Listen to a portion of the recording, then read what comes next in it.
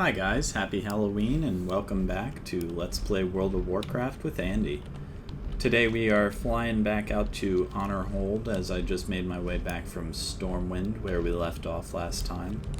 And we've got our new cool transmogrified swords and we're going to have to continue questing around here. So first things first, we're going to turn in this Fell Spirits quest. That's returning to Assistant Klaatu at Honor Hold. So we go ahead and pop in and do that, and then we're going to go look for some Zeppelin debris just southeast of there. So between Honor Hold and Zethgor, there's this sort of ravine, and that should be full of the debris that we need. So shouldn't be too hard to find. We do have to find Assistant Klaatu, though. I don't recall whether that person's in the inn or... Oh, there's a quest down here. Let's see what this is. Hey there, quest. Speak with Advanced Scout. Alright. Oh, you know what? That is a dungeon quest. So we are gonna not do this just because of the fact that it's much more difficult if we have to try to organize a dungeon party. Now I recognize that quest we could probably just pop right inside the door of the dungeon and complete it, but I don't think it would give us that much experience for that. Looks like Assistant Klaatu might be upstairs here. Yeah, here we go. So Fell Spirits, continue, complete.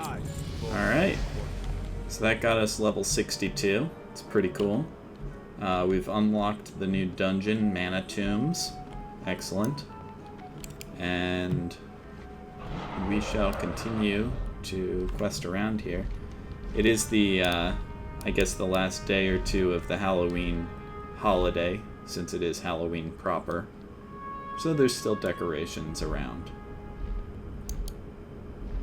Anyway, these are what we're looking for. These big scraps. So we're just going to gather up some of them. Oh yeah. This one, this guy here, and this one over there. So we need 30 of these total. So it does take a while, but it'll be not too long as we can avoid engaging in needless combat with these, what are these, buzzards? Yeah, the buzzards.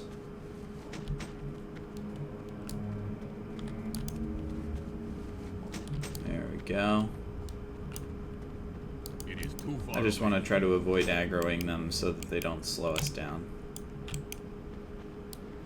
There we go. And let's fly over, see what else we can find. There's a few pieces that are like right in the middle of the buzzard crowd. Oh, we got aggro from this guy. So I'm just gonna use our killing blow to finish him off quickly, that way we don't have to deal with fighting him. Let's see. Looks like there might not be more. Oh yeah, there's one piece of debris here. There may not be all that much out in this direction. I don't know how far the debris actually goes. There we go. Wow, there's stuff all the way over there. This is very, very spread out. And here's some more. So this quest is relatively easy. It's, I don't know, kind of tedious, I guess. Depends on if you enjoy this type of quest that doesn't expressly require fighting and killing things, then, you know, it's great. I don't really mind it, because a lot of the times if I'm not recording the Let's Play, and I'm just playing to level up and have fun on my own characters, I'll generally just be watching some TV or Netflix or something while while playing. So this type of quest is perfect for that. You know, you just run around, don't have to do too much, and you just gather stuff. Often this type of quest has neat rewards too. Goblin and gnome quests, they'll usually have some sort of interesting piece of clothing or kind of unique hat or, I don't know, rocket launcher or something like that. So a lot of times these are worth doing just for those little trinkets and knickknacks and whatever else you can get from them. So obviously not all of them are like that, but every now and then there's some neat quests. I think there used to be, or there may still be, quests in Winterspring that involve working with some sort of a gnome or goblin to create a mechanical yeti. And if memory serves, it actually gives you a combat pet as a reward. Now, it's not a permanent combat pet, but it's just sort of an item that you can use, and it summons up a mechanical yeti that will fight for you. So, you know, it's a little bit of neat extra stuff that you can make use of. Alright, so there's our 30 pieces, and we can go ahead and turn this guy in, and then we gotta go gather some Ravager eggs. So that may prove kind of difficult. We'll have to see.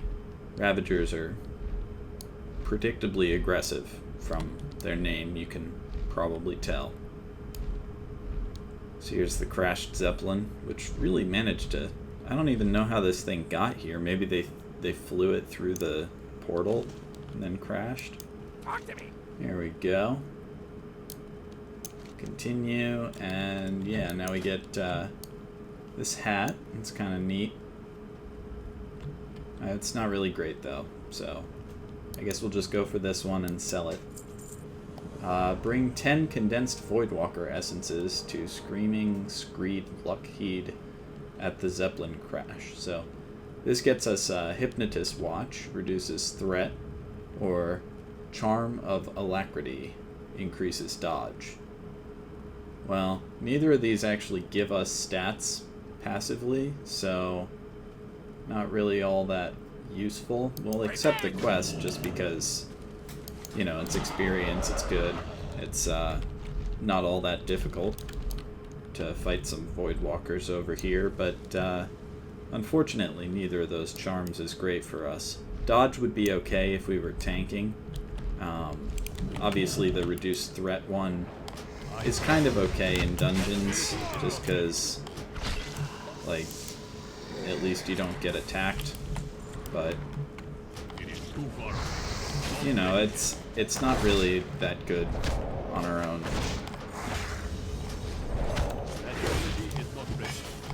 Alright. I like fighting these enemies. Something about them just seems kind of straightforward and simple. They're interesting without being problematic, and they don't make any too terribly annoying noises. So they're particularly good enemies to just fight tons and tons of if you feel like just, you know, watching some television and grinding away on enemies. And that's certainly a valid playstyle, you know. A lot of people don't like grinding games where you just sort of kill the same thing again and again in order to level up. On the other hand, some people do, and so if that's your cup of tea, you can always find groups of enemies that'll be fun to just fight. One thing that always struck me as kind of interesting, and I don't know if it's still done, is let's see, right around, I guess, the release of Wrath of the Lich King, for a while, paladins were incredibly powerful, some would say overpowered, and there was a lot of fun to be had in playing a paladin, going around finding spots to gather up 10, 20 guys at once, 10 or 20 NPC enemies, that is, like these Voidwalkers, and then killing them all at once with retribution damage and area of effect attacks. And you could actually AoE grind like that.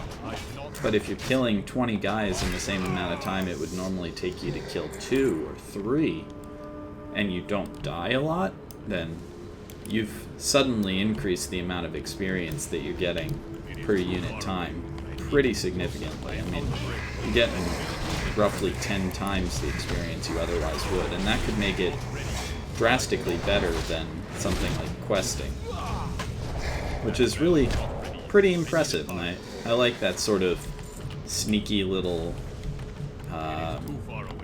trick isn't really the right word, but like unintended feature, maybe? I don't know quite what the right term for that is, but it's a neat thing that's been figured out, and I like that. I like that there are things like that in the game. I don't know if it's still worthwhile to AoE grind. I know that mages also could do it for a while, because if you were able to kite the enemies around, that is, lead them without getting struck yourself, because mages are rather defensively frail, you could essentially lead a group of enemies around and hit them with powerful area of effect attacks, allowing you to take down similar numbers of enemies, and theoretically almost unlimited numbers of enemies as long as you could avoid getting caught.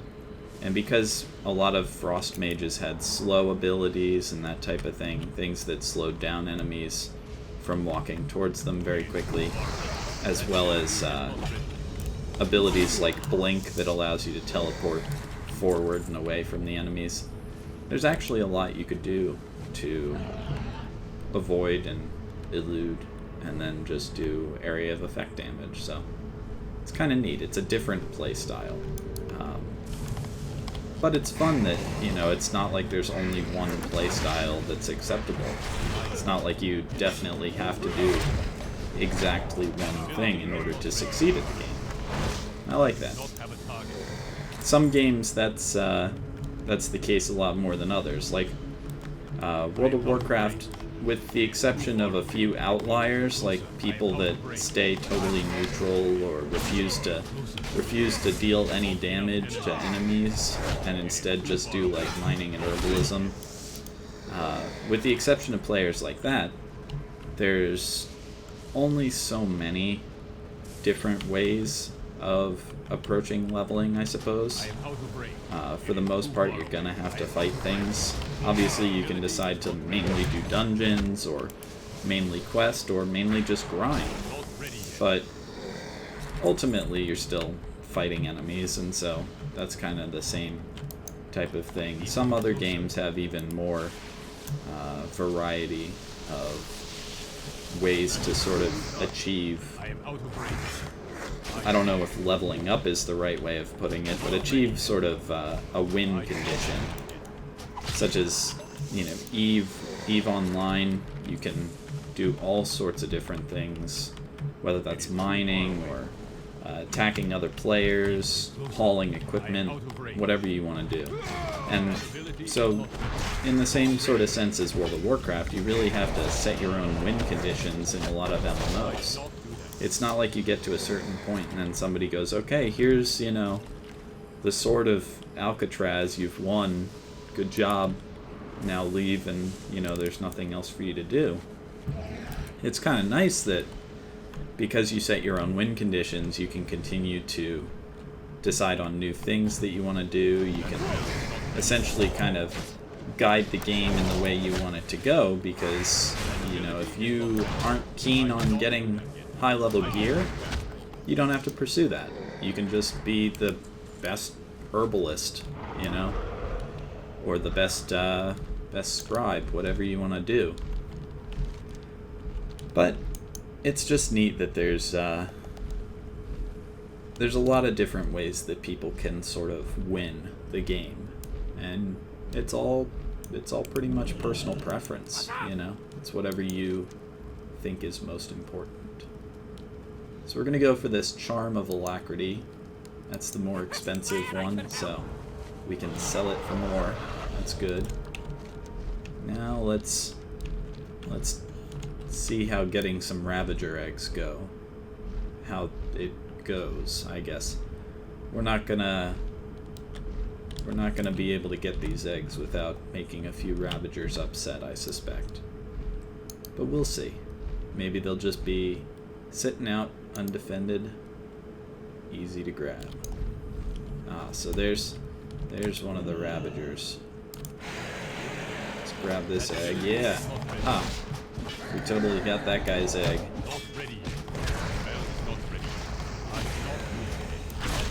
Alright. Now if we can kill... There we go. Good to go.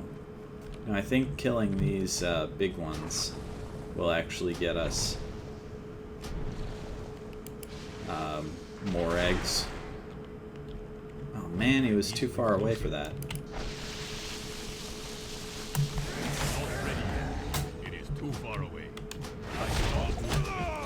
Alright, and boom. Another one bites the dust.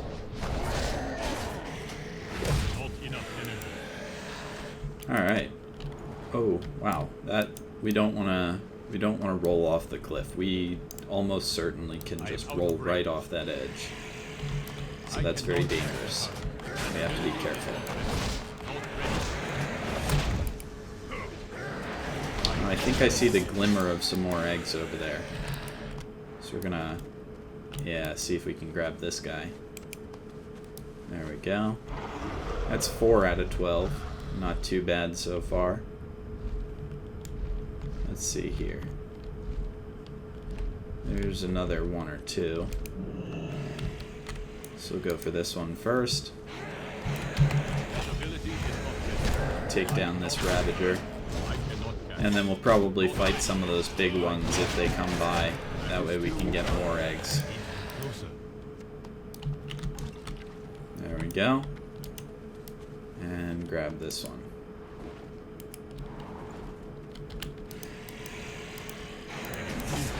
Need to get this egg as well. There we go. Great. Heal up. Oh, we're already at full health. Never mind. And insta-kill. Nice. Nice, nice, nice. So we're at 8 out of 12. Not bad. There's another 1 or 2 right here. 1 and then 1 down by that big plant thing.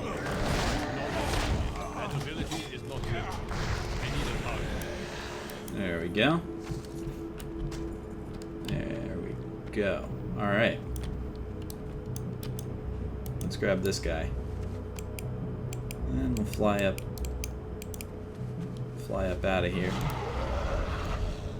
And looks like there's another one here. Let's do this. Get this full-size Ravager. And maybe the little one as well. Yeah, alright, we got him damaged. Nice. Didn't get an egg from that one though. Disappointing.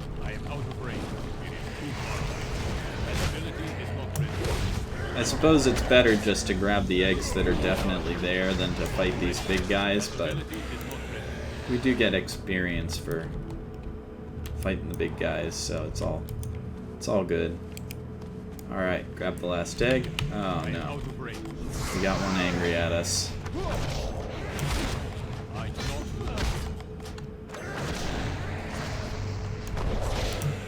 There we go. Hop on our bird, grab the healing sphere, and we'll be on our way. So let's go turn these into the goblins, and then I guess we'll go look around at the Longbeards or the missing missive.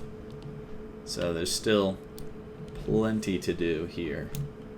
We are wrapping up a good number of quests though, and once we complete this, and I guess a few quests at the Temple of Tel Hamat, we'll probably be heading out of here.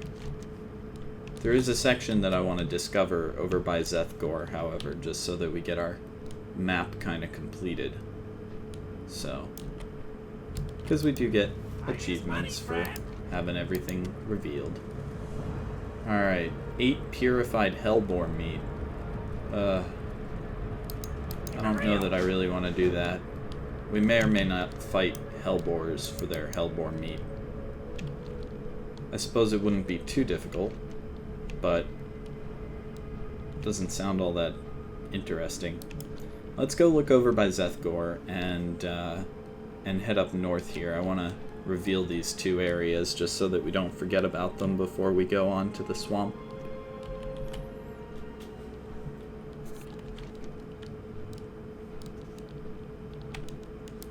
Yeah, so there's Hellfire Peninsula, and then we'll probably journey to Zanger Marsh. That'd be the next zone. You can see it's 58 to 63, and then 60 to 64.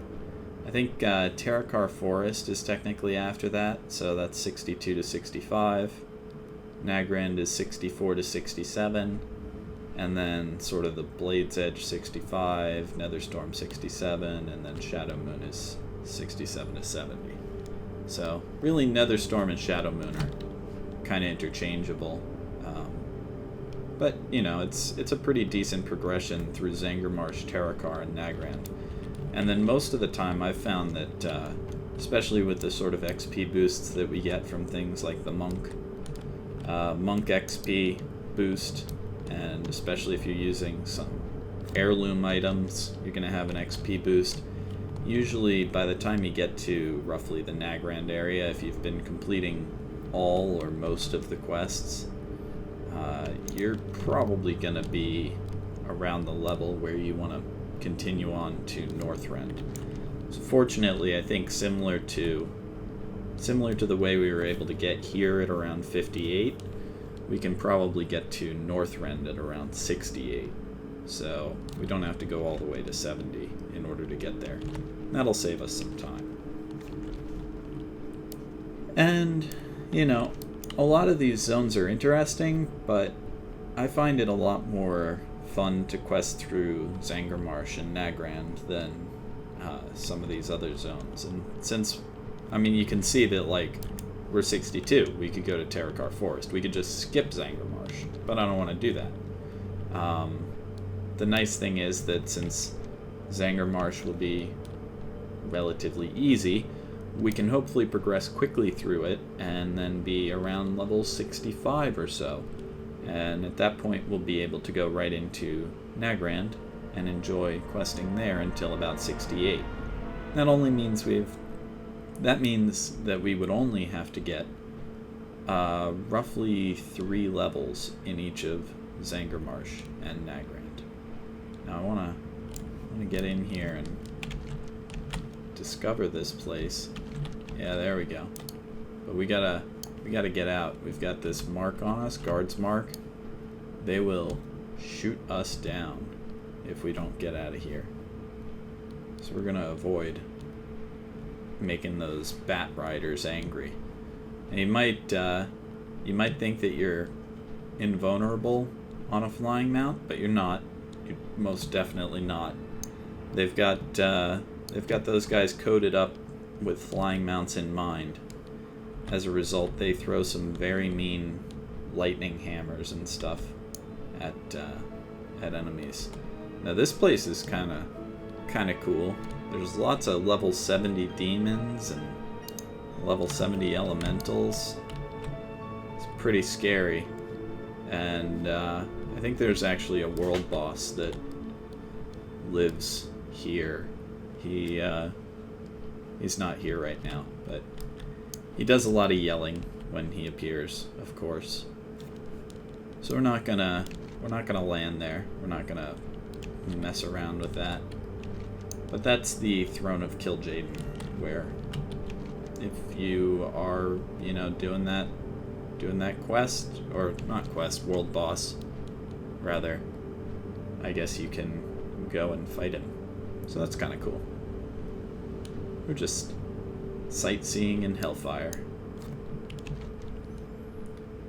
So, I guess Guess we can do Hellboar, the other white meat. That'll be kind of fun. Killing some Hellboars, yeah. I mean, a lot of these quests, after you've finished some of the main interesting ones, they start to get a little bit less exciting, and that's a good reason to move on to another zone. A lot of the stuff here too, if you take up quests to go into the various dungeons, those will also be a lot of fun, but if you're not a tank or a healer, queuing for those dungeons can take a while. It's gotten better since they instituted cross-server queues, but it can still be a little tedious to wait for those. So one of the things that is definitely doable is to start queuing for a dungeon, and then I guess these are the Hellboars we gotta fight. You can start queuing for a dungeon, and then you can... I cannot carry anymore. Oh no. Oh no, our inventory's full. Alright. I'm gonna destroy that. Grab this tainted Hellboar meat. Try to get away from our friend the worm. Yeah. Alright, let's go sell some stuff. We're already on this quest. We don't need that. I'm gonna eat some tricky treats. It gave us an upset stomach we can't eat anymore. Alright. So let's go in here and talk to the innkeeper. Take a look at your wares. Sell, sell, sell. Sell, sell. Motes of Shadow used to be useful. I think they're still useful to some people like engineers and engineers. Yeah, I don't really know who all uses Motes of Shadow. Alchemists, I guess, would use it. But it's one of the sort of elemental items that is dropped in the Outlands. I guess we can probably sell this blade at some point too, since we can't actually like craft other things to look like it. It's too bad.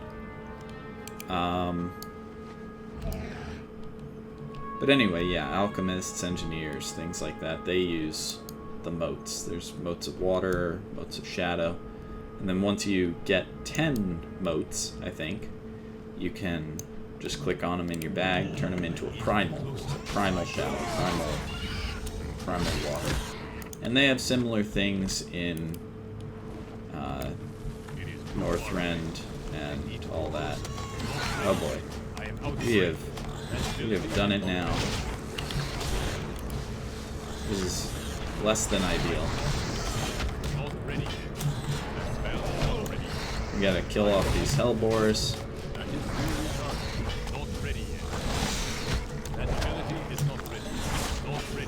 And kill off this marauding crust burster.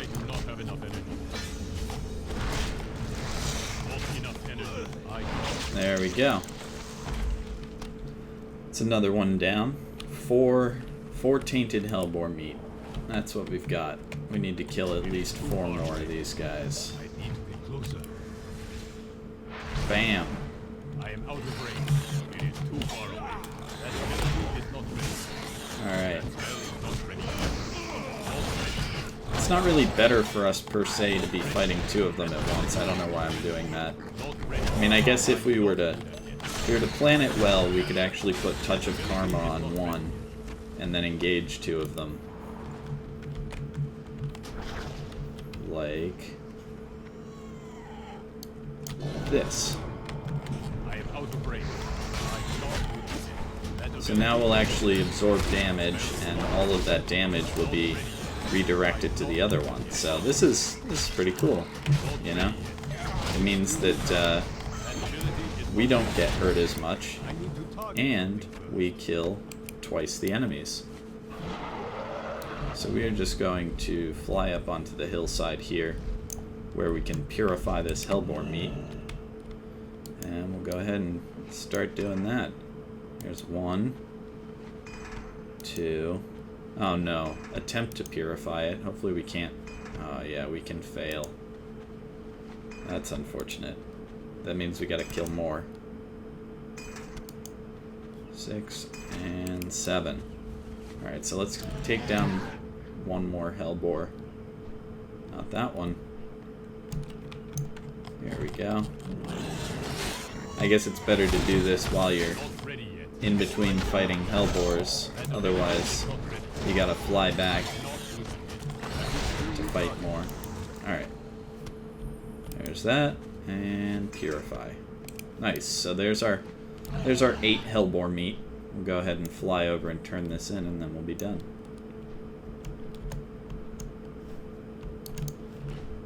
So here's this guy. Yo. Hellboar bacon. Alright, 12 plump buzzard wings. Good God, these people never stop wanting stuff. Alright, well, we'll accept that quest. We may or may not actually do it. Hopefully, buzzard wings shouldn't be too hard to get. I mean, each buzzard's got 2 wings, so it's only like 6 buzzards, unless we can only get 1 wing from each buzzard, in which case it's like 12 or more. So we'll see. But anyway, thank you guys for watching. Hopefully you enjoyed the episode, and I'll look forward to seeing you next time. Bye!